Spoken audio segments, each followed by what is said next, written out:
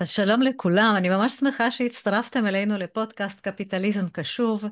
אני אור פלח, יזמת סדרתית, עוסקת בחדשנות טכנולוגית ובינה מלאכותית, מייסדת ומנכ"ל בי-רלוונט, ומעבירה הרצאות, סדנאות, הדרכות לעובדים וגם למנהלים בארגונים, כדי ללמד אותם איך להשתמש בכלי בינה מלאכותית בתהליכי עבודה.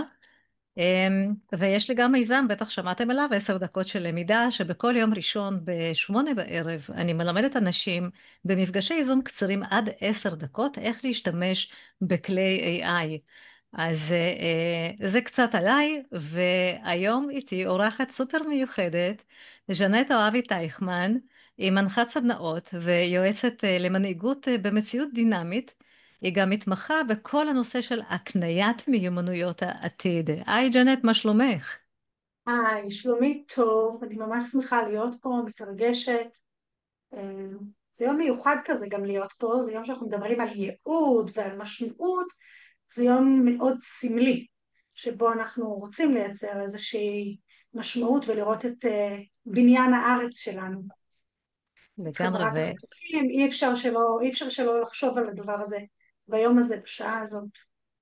וזה ממש ככה, אני מאוד מסכימה איתך, ואני רוצה להגיד שהיום דווקא בחרנו לדבר על נושא שיחה סופר מרתק, ובעיניי אחד החשובים, על פיתוח תחושת חוסן ומסוגלות, במיוחד במציאות משתנה ומלאת אי-ודאות. זהו, ואני יודעת שאת היית 25 שנים בצבא. תקשיבי, זה חתיכת תקופה בתפקיד פיקודי בחיל האוויר, וגם ניהלת מצבי שגרה וגם מצבי משבר וחירום, והובלת המון המון שינויים עם אימפקט, לא סתם שינויים, אלא ממש עם אימפקט, ואז פרשת ויצאת לאזרחות, שזה, תקשיבי, חתיכת שינוי, שמלווה גם, אני בטוחה, במלא מלא אתגרים.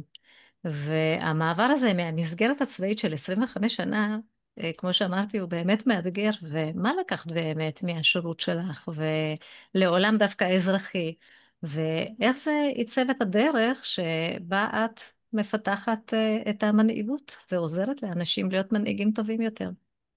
וואו, שאלת שאלה שלקחה אותי לכל כך הרבה מקומות, ואני אגיד שאני הרבה פעמים אומרת שגדלתי בשני בתי גידול. אחד זה בית הוריי עם הערכים והדברים שהם נתנו לי, והמקום שני הוא באמת חיל האוויר, שעיצב הרבה מאוד ממי שאני היום.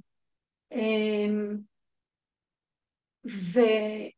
והמקום הזה של חיל אוויר זה מקום שבו באמת אתה מתפתח לאט לאט ועולה בשדרה, אתה מחנך דורות של מפקדים, אתה מתווה את הדרך, אתה עושה הרבה דברים כמו שאמרת, מבצעים, ואני זוכרת את עצמי במבצעים מדברים מאוד משמחים כמו מבצע שלמה למבצעים שבהם הדריכות והמתח הם מאוד מאוד גדולים באוויר כמו בימים האלה, וזה מהר מאוד מלמד אותך משהו ככה, גם להיות קשוב לגוף שלך, למה קורה בסביבה ומה קורה בשותפי העשייה. אני חושבת שאחד היתרונות שלמדתי בצבא, שאתה בחיל סופר טכנולוגי, מאוד מתקדם, כל הזמן מהדהד את הדינמיות ואת זה שאי אפשר לקפוא על השמרים, זה שבסוף שום דבר לא קורה, לא בגלל טכנולוגיה ולא בגלל עוד איזושהי פלטפורמה, אלא אך ורק בזכות האנשים, מערכות היחסים שאנחנו מקיימים.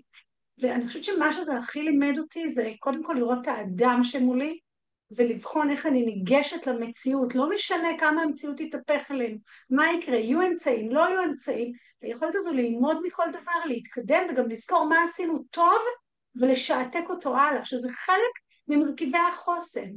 אז לי היה ברור בתוך כל התהליכים האלה שהייתי 25 שנה הייתי בעולמות של פיקוד, של ניהול בתחומי משאבי אנוש ותחומים של ניהול הדרכה, היה לי בשלב מסוים מאוד ברור שאני אעבור לצד השני של אותם אנשים שבאו לעשות לנו החלמות סגל וייעוץ ארגוני, כי הרגשתי שהכלים האלה שאני מקבלת המיומנויות, בעיקר הבין אישיות, מה שהיום אנחנו קוראים מיומנויות עתיד, הגמישות המחשבתית, היכולת הזו לראות, המנהיגות האמפתית, עוזרת לי לנווט באי ודאות, ולי היה חשוב להעביר את זה הלאה.